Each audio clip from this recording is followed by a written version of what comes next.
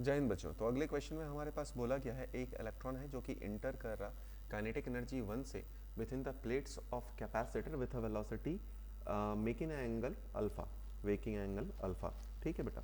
तो हमारे पास alpha angle बनाता हुआ, ये डायग्राम में नहीं था, कई बार ये जो जेई के क्वेश्चन में आया था उसमें शायद डायग्राम नहीं था, बट हम लोगों ने यहाँ पे डायग्राम रख लिया सो दैट हमें समझने में आसानी आए। तो यहाँ पर पैरेलल प्लेट कैपेसिटर है, तो ये प्लस साइड ले लिया और ये हमारे पास नेगेटिव साइड ले लिया, तो इलेक्ट्रिक फील्ड हमारे पास आ गया है नीचे के डायरेक्शन में।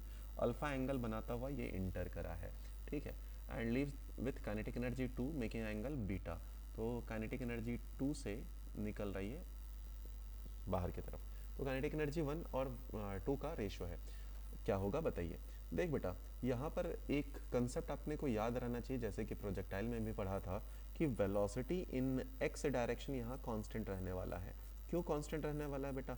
क्योंकि इस डायरेक्शन में, एक्स डायरेक्शन में कोई फोर्स नहीं लग रहा। तो बस यही बात है और इसी से आपका आंसर आ जाएगा कि v1 cos अल्फा की वैल्यू हमारे पास किसके बराबर होनी चाहिए? v2 cos बीटा के बराबर। ऐसा क्यों है बेटा? क्योंकि acceleration in x direction zero है हमारे पास, तो velocity in x direction should be constant.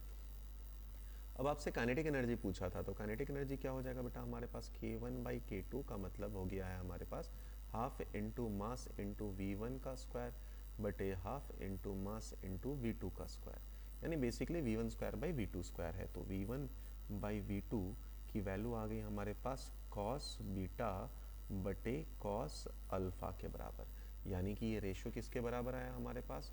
cos square beta by cos square alpha के बराबर। ये हो गया हमारा आंसर फाइनल।